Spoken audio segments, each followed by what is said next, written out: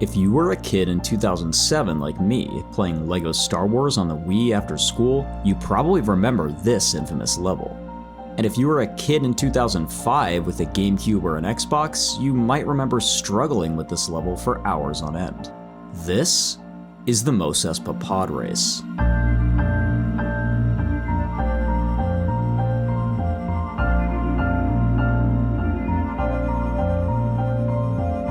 Originally released in LEGO Star Wars the video game as a tough racing level with a series of timed sections, the Podrace level has suffered a notorious reputation over the last 20-odd years. Just 2 years after the first edition, LEGO Star Wars The Complete Saga was released, compiling the original 2 LEGO Star Wars games into one polished collection of all 6 episodes. And if you struggled to beat the Podrace in the first LEGO Star Wars game, you certainly weren't alone. Which is exactly why the TT Games developers opted to change the level entirely for the new remastered edition. Unfortunately, this change was a bit of overcompensation from the development team. In the original Podrace, every section contains a time limit, getting stricter and stricter as you progress through 3 unforgiving laps, culminating in a final stretch that even adept speedrunners can stumble over to this day. However, in the new and improved Podrace, all jeopardy was removed from the first 2 laps. Sebulba is hardly even a competitor, and merely making it to the finish line is enough to trigger the next section. The race is practically a glorified cutscene. In fact, the level becomes such an auto-scroller that you could take a bathroom break for the first 2 laps and return to see the 3rd lap beginning. However, if you've ever seen a modern speedrun of LEGO Star Wars The Complete Saga, you probably know that level 1-4 is anything but an auto-scroller. That has to be the stupidest thing I've ever seen.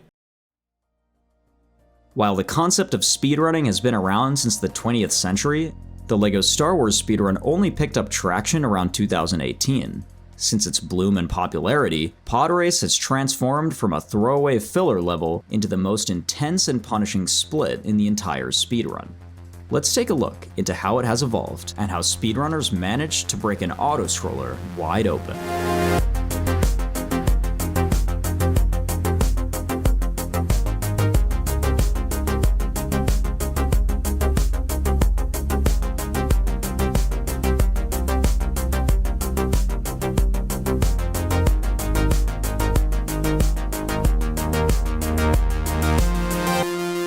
For nearly 15 years, the fastest strategy on Podrace remained the same. Follow the route of the track, running over as many boost pads on the ground as possible, cutting a corner here and there to eventually best Sebulba in a race clocking in at just 4 minutes and 37 seconds. Barring an uncommon death to the Tusken Raiders in this canyon, there was never any time to be gained or lost here in a speedrun. As Podrace is just the 4th level of the route, this made the early game of any percent speedruns both tedious to play and monotonous to watch. Naturally, as with any level as stale and lengthy as this one, glitch hunters were eager to find any way to speed it up. And we'd actually get a glimpse of that in an individual level run posted by former world record holder and glitch hunter Senor on April 4th of 2020. This idea was even conceptualized by him initially all the way back on May 26th in 2019, but it would take him nearly a year to showcase it in a full level speedrun. Approaching the end of lap 1, normally, runners would continue over the finish line to hit a short cutscene and begin the next lap. Senor, however, opts to target a piece of collision on the right side of the room. He heads over to the stands and runs into them with player 1, dropping player 2 in to temporarily stay in place, while player 1 speeds over to the cutscene. When it finishes, he drops out player 1, calling him back in where player 2 waits idly behind the finish line. He holds right, flies up this wall, and gets out of the track entirely. While out of bounds, he flies around the track, encountering some awkward and finicky sections along the way, before finally seeing this cutscene, which respawns him back at the start of the track, all the way on lap 3. He drives the lap as normal, to complete a new individual level world record of 657? You see, Senor did find a way to get out of bounds, but the level was far from straightforward, and he spent minutes speeding around outside of the track trying to get back in. So, in truth, this was far from a world record. The idea was certainly there, but it was anything but a time save in its current state. While this was the first time anyone had broken the boundaries of the level itself, controlling the movement out of bounds remained a mystery, and with no method of triggering the different laps, Podrace still awaited a true massive breakthrough. And as it would turn out, on August 3rd of 2020, that's exactly what would happen.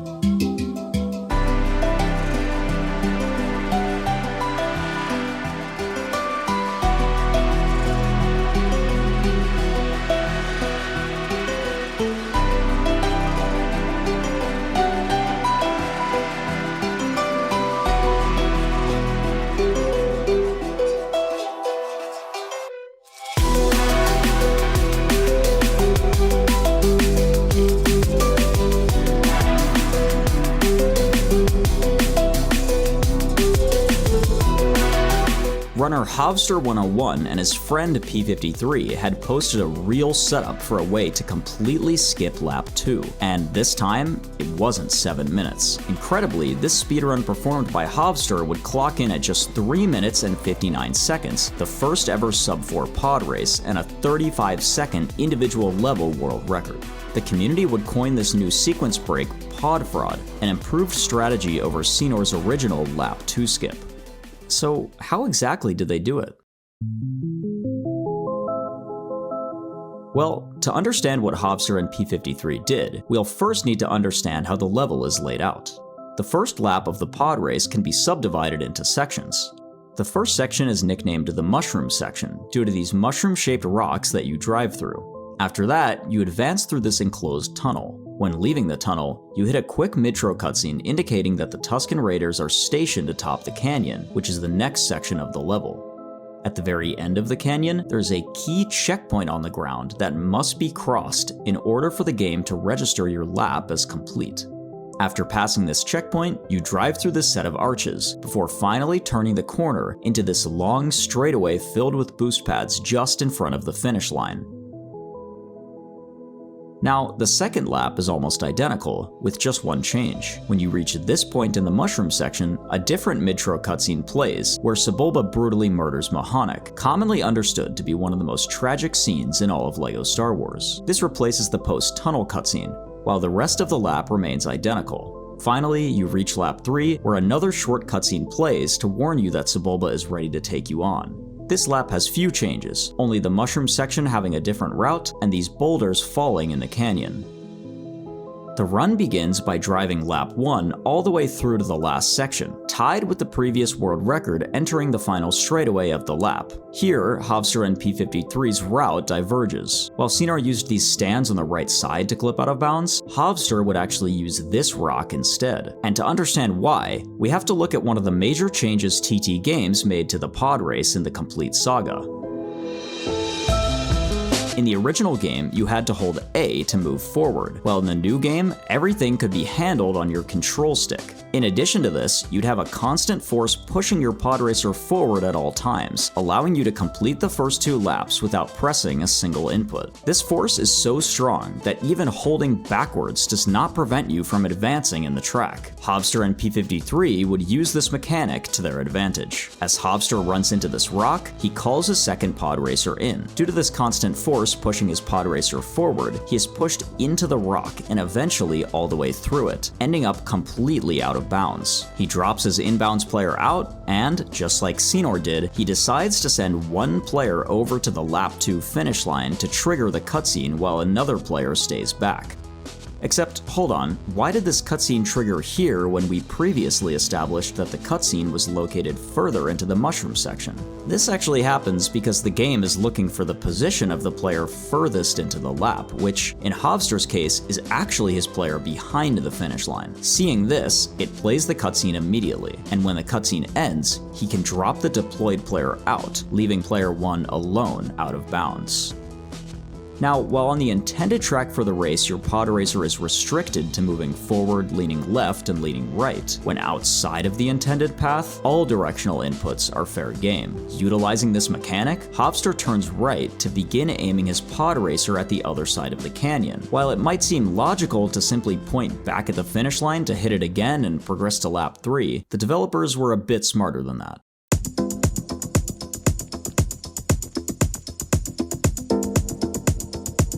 If you're at all familiar with Mario Kart Wii speedruns, you've undoubtedly heard of the Ultra shortcut, but if you're not, here's a brief explanation. When completing a lap in Mario Kart, the game checks your lap progress by observing if you have made it through all of the checkpoints within the lap. This is meant to prevent skipping an entire lap by driving back and forth over the finish line. Ultra shortcuts skip certain key checkpoints throughout the lap, enabling you to progress to the next lap even if you skipped some progress earlier. And in LEGO Star Wars, a similar concept can be utilized. Once Hopster has transitioned from lap 1 to 2, he instead uses his glitchy movement out of bounds to cross this key checkpoint and eventually speed over to the finish line, registering his lap 2 as complete. He proceeds to lap 3, drives it as normal, and saves nearly 40 seconds. But wait, what was actually happening once he got out of bounds? And why was he going so fast? Well, for that answer, we can actually ask trick finder and technical expert P53 himself. He breaks it down into two main elements. The first element is the constant forward movement. Pod race is normally an on-rails level. Every frame, the game tries to figure out where you are on the track and then calculate exactly what force it should apply to keep you on the track and moving forward. The game has a fixed boundary where it tries to keep you on the path, and once you are beyond that boundary, then the game does not know where on the path to pull you to. The default action in this case is just to apply a forward force to the pod racer, since the game does not know where to force you toward. As a result, you build speed very quickly. The second element is the uncapped speed. In normal gameplay, if you die on the track, you don't lose all your speed. The unintended side effect is a death out of bounds also doesn't kill your speed, which lets you cross the track easily after a couple of deaths. This perfectly explains why Hopster was able to build up so much speed and zoom so fast to the finish line. Shortly after this was posted, this trick became prominent in any percent speedruns. Wii Super would set the first world record with this strategy, allowing him to save around 35 seconds with a split of 4:03. Now, the early game in the run was far from boring, with the increased variance and difficulty. As a result of this, resetting was common and sometimes frustrating. So, one runner set out to fix that. And his name was Zentorian.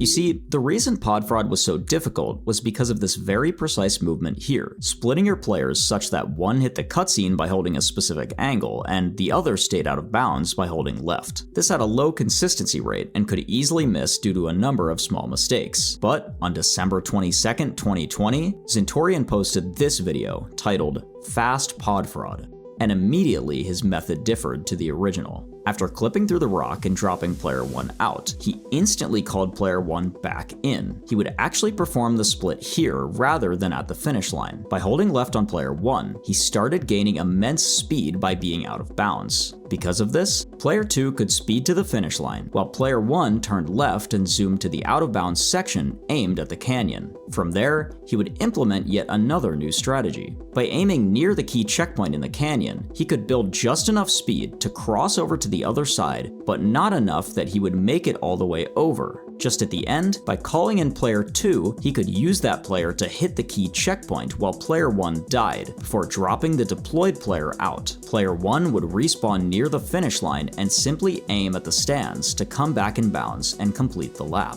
This whole strategy saved around 6 seconds, and would result in almost a 10-second time save coupled with the ability to do fast pod fraud at the end of lap 3 as well. But the community wasn't quite finished. On March 10th, 2021, a runner posted this video. The video was titled 2 Pods in a Fraud plus Fast Backtrack Tutorial, and covered a strat allowing you to save an additional 5 seconds in the out-of-bounds section. The runner who posted this video was actually me, and the new skip was discovered by United9 Jackson, Bricko, and myself. By holding left as normal during fast pod fraud, but turning downwards midway through, you could aim yourself backwards rather than left. This would allow you to speed along the floor out of bounds, preventing you from losing any height and gaining significantly more speed before dying at all. And after putting it all together, a perfect, optimized pod race would look like this.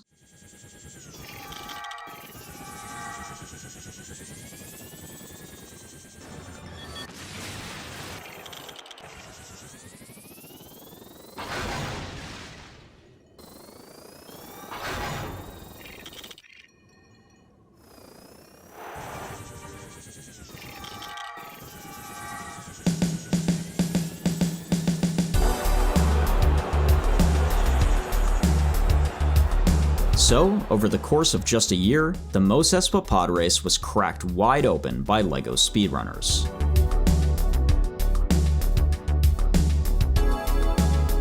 They took the record all the way down from a 437 to a 343. Any percent world records with this strat happened left and right, making the early game much more enthralling and visually interesting. And all that took was the work of a few dedicated individuals who wanted nothing but to go fast. And to many, that is a complete and gripping story. But here's the thing. There's actually something I haven't told you.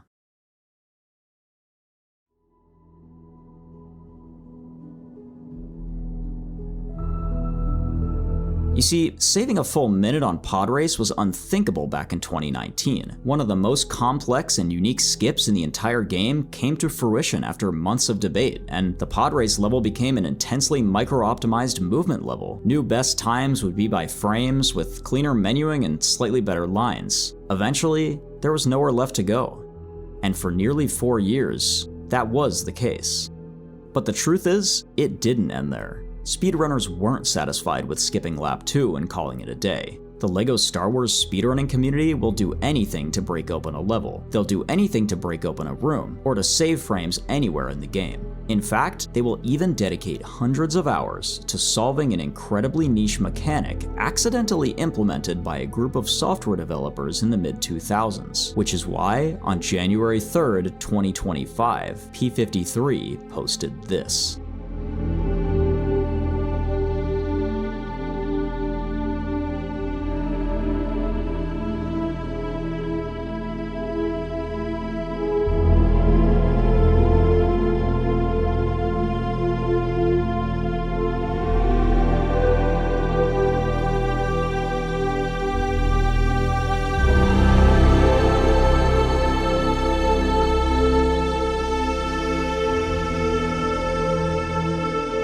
P53 had discovered a way to get out of bounds to skip all 3 laps of the pod race. In this wee LOTAD, or low optimization tool-assisted demonstration, he would actually utilize another complex mechanic to get out of bounds. On any vehicle level in LEGO Star Wars, dropping in your second player will spawn them exactly where your first player is. So if you drop out a player far away from you, dropping them back in will actually have a delay, as they will attempt to pathfind back to you before appearing. And in almost every level, this actually functions perfectly fine. But as you might imagine, not in Podrace. By calling in immediately after dropping out, this activity can actually be interrupted, spawning the player in between the spot they dropped out from and the spot they were pathfinding towards. When done in the perfect spot, this can cause the player to spawn out of bounds. And it just so happens that the perfect spot is actually right here, at the very beginning of the first lap. This helped P53 clip out of bounds initially, but there was still another step left. Being too close to the track here prevented the pod racers from getting infinite acceleration, and they were consequently stuck in a loop. To navigate around this, P53 would actually get a height boost off of this invisible collision to give himself enough time before dying to speed far enough away from the track to set a respawn and start getting infinite acceleration. And now that he was actually out of bounds, you might think it was business as usual. Hit the canyon checkpoint, proceed to lap 2, rinse and repeat. But remember the layout of lap 1. There's actually a mid-tro cutscene that plays after exiting the tunnel section. So when reaching the canyon, P53 would split his players with one inbounds to the left and one out of bounds to the right, triggering the camera pan and hitting the key checkpoint. After dropping out his deployed player, he could hit the finish line, play the lap 2 mid-tro cutscene, and actually stay out of bounds to skip lap 2 with the normal method. At the start of lap 3, he'd complete the exact same glitch, using another interesting technique to cross the gap. With no mid-tro cutscene to worry about, he could hit the key checkpoint and cross the finish line one final time to end the level. Of course, this was a LOTAD, so it was yet to be seen if this was viable for speedruns. But that actually wasn't the main problem.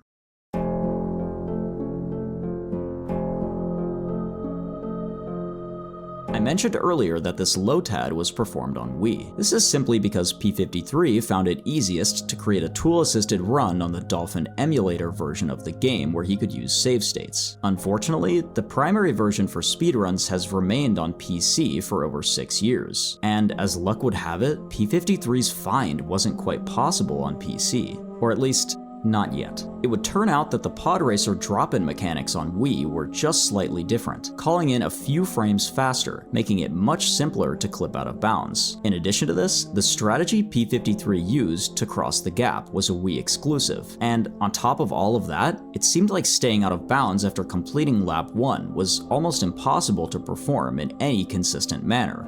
So P53's new find appeared to be a dead end. But that wasn't going to stop any LEGO speedrunners. So P53 and I set out on a mission to turn the new God Fraud from a TAS exclusive into an any % staple.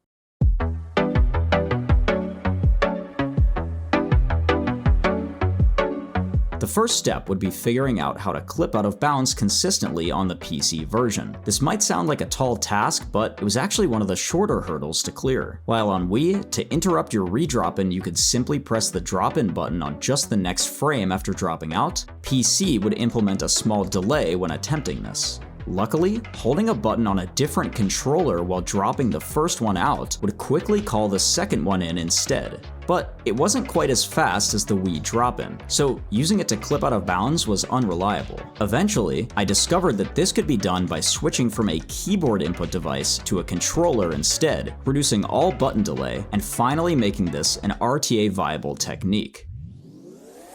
The next step would be staying out of bounds between lap 1 and 2. Since this was deemed to be too difficult to do consistently, I would develop a strat to deploy a player to hit the cutscene on the right side of the canyon, eventually crossing with only enough speed to slow down just before the rock used to clip out on pod fraud. With this method, runners could skip lap 2 as normal. The final step would be replicating this on lap 3. You see, on lap 3, your pod racers spawn further forward with more momentum. This means the setup used for clipping out of bounds on lap 1 was completely impossible. Holding straight down left would not get your pod racer anywhere near the rock used to clip out of bounds. As a solution, in his demonstration, P53 held a very precise angle on player 1 to position his pod racers for the clip, angling his stick just far down enough to reduce his pod racer's speed, and just far left enough to slide over to the rock. With this, he was able to get out of bounds. But on PC, it would take weeks of workshopping to develop a consistent strategy to replicate this. Because of the precise angle needed to maneuver over to the rock, player 1 would need to be on controller. But as we established before, you needed a keyboard to make the clip out of bounds possible. So it was time to get creative. On January 29th, I would post a video titled Lap 3 God Fraud RTA. This would utilize a unique method to perform a consistent interrupted redrop-in by pausing on the perfect frame and actually opening the control setup menu to switch player 1 to keyboard, enabling an immediate interrupted redrop-in to get out of bounds, just like lap 1. However, this was still leaps and bounds from being viable in a full speedrun setting, due to the sheer precision of player 1's angle. And it would actually remain that way for weeks, until finally, on February 9th, I posted this video titled Lap 3 God Fraud 4 Death Setup. This setup would utilize an angle slightly less precise by holding it on player 2 rather than player 1 at the start of lap 3, who spawns much further left. And with a much more consistent setup to get out of bounds, the rest was simple. Get a height boost off this invisible collision again, speed over to this key checkpoint, and hit the finish line to skip the final lap of the pod race. This would save almost a full minute more, allowing for a new world record on the level, clocking in at just 2 minutes and 49 seconds. And the impact that God Fraud would have on the any% speedrun was undeniable.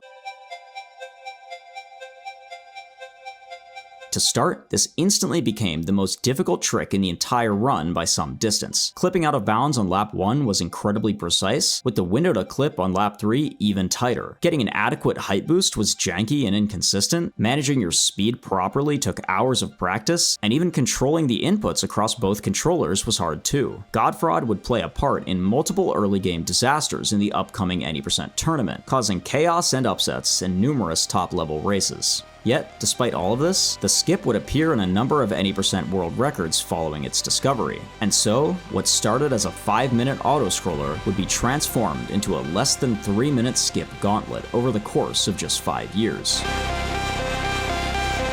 Senor's early out-of-bounds exploration sowed the seeds for Hobster 101 and P53 to discover pod fraud. Then, P53 and I finally honed a setup to skip all 3 laps in 2025. And after 18 years, we finally finished breaking the childhood nuisance of Mos Espa Podrace. Or at least, for now. Who knows what the future holds.